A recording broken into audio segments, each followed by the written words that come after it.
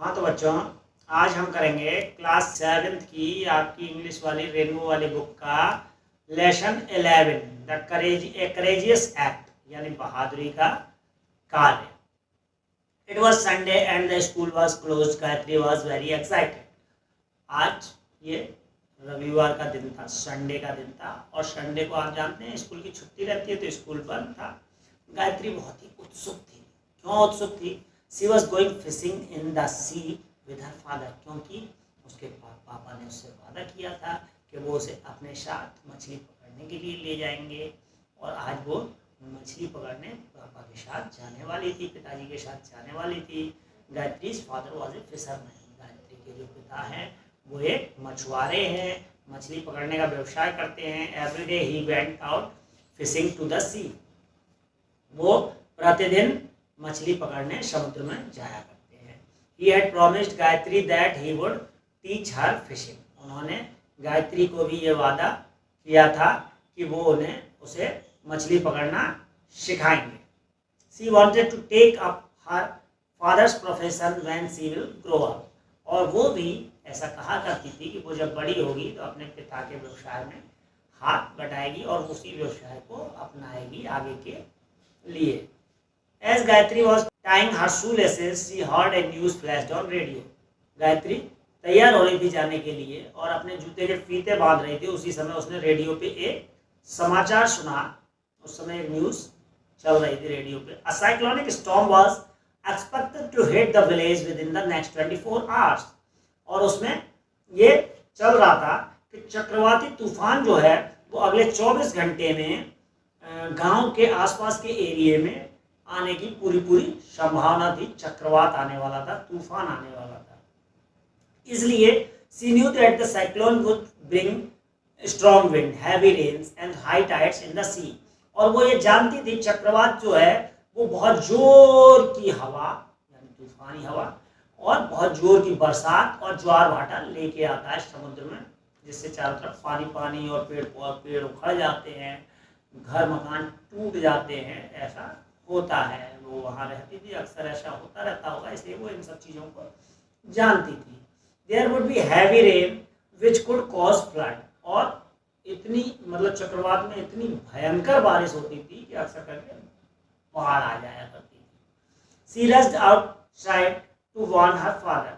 वो भागकर बाहर गई और उसने अपने पिताजी को ये चेतावनी सुनाई। Both of them heard the loud clap of thunder. तभी उन्हें बादल के गरजने की आवाज सुनाई दी। Big drops of rain started falling. और वो बारिश की बड़ी बूंदें बौछार गिरने लगी। They could see the waves of the sea rising higher and higher. और उन्होंने देखा कि समुद्र में जो लहरें थी वो एकदम तूफान से बहुत ऊपर तक उछाल मार रही थी, बहुत ऊंची। It was late in the evening. और बहुत देर शाम तक the cyclone had hit the area. पूरे चारों तरफ के एरिया में, चारों तरफ के वातावरण में साइक्लोन चक्रवात था, वो चारों तरफ तबाही मचाता रहा। It had been raining continuously. और उस दौरान लगातार भारी मूसलाधार बारिश होती रही। Flood water had already entered Gayatri's house. और इतनी बारिश हुई कि बाढ़ का जो पानी था वो गायत्री के घर में भी घुस गया था। She had placed all the small household items like food articles, utensils, candles and matchboxes on beds, tables and chairs। उसने जो सारे घरेलू सामान होते हैं, काम के सामान होते हैं, प्रयोग के, जैसे भोजन, छोटे मोटे काम के सामान और बर्तन, मोमबत्तियाँ, माचिस की टिक्की, वो सब बेड पे, टेबल पे या चेयर पे रख दी थी, क्योंकि नीचे कमरे में पानी भरता जा रहा था। By the morning a lot of water had entered the house. और सुबह होते होते घर में भी काफी पानी भर गया। After an uncomfortable night Gayatri went to her terrace and looked around. और पूरी रात परेशान रहे वो लोग, एकदम आराम नहीं मिला, एकदम कष्ट में रहे। और उसके बाद जब सुबह हुई तो गायत्री अपनी छत पर गई चारों ओर देखने के लिए। The entire area was submerged in water. चारों तरफ पानी में सब कुछ डूबा हुआ था। Only a few houses could be seen. कुछ ही घर दिखाई दे रहे थे। जो घर नीचे थे वो डूब गए थे, जो घर थोड़े ऊंचे पे बने थे वही कुछ थोड़े बहुत दिखाई दे रहे थे।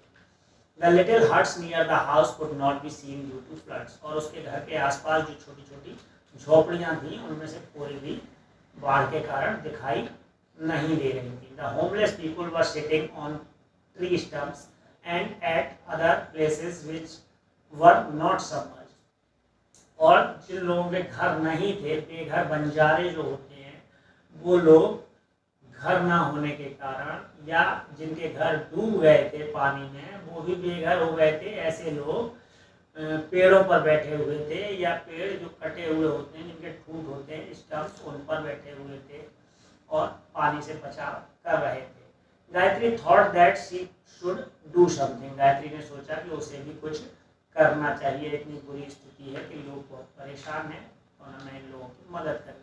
She swum towards the boat lying outside her house, उसके घर के सामने जो नाव खड़ी रहती थी जिसमें उसके पिता मछली पकड़ने जाया करते थे, वो नाव खड़ी थी और वो तैर कर अपनी नाव तक पहुंची, नाव में पहुंची। She rowed powerfully towards the marooned people, और उसके बाद उसने चप्पू चलाते हुए, नाव की जो पतवार होती है उसको चप्पू ऐसे ऐसे करके जो चलाते हैं, उसको चलाते हुए नाव को लेके ऐसी जगह पहुंची जहाँ कुछ लोग फंसे हुए थे, जो लोग पेड़ों पर अकेले फंसे हुए थे, जिनकी कोई मदद करने वाला नहीं था, ठीक है, और वो वहां से निकल नहीं पा रहे थे, ऐसे लोगों के पास पहुंची। She help them board the boat, उसने उनकी मदद की ताकि वो नाव में आ जाएं, और फिर उनको नाव से टाउन हॉल, गाँव का जो टाउन हॉल था जो ऊंचे पर बना हुआ था जिसमें पानी नहीं गया था, जो चित्र में आपको दिखाई भी दे रहा होगा, उस जगह ले जाके उनको पहुंचाया। There they were received by the district authorities,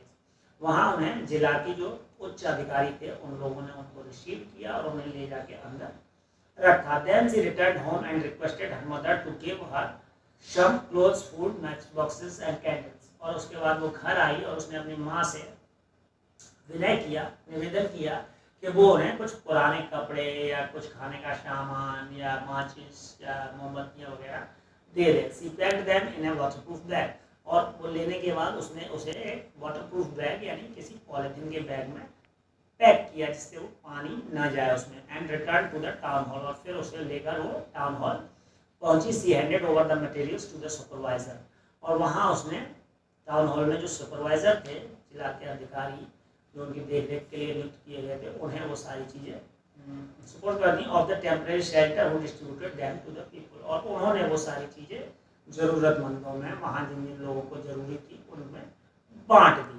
they felt warm and happy, ये सारा काम करके उसे बड़ी खुशी महसूस हो रही थी। Gayatri was happy to that she could do a little to help them, क्योंकि उसने उन ज़रूरतमंदों की मदद की थी, जितना वो कर सकती थी उसने मदद की, सबकी सहायता की।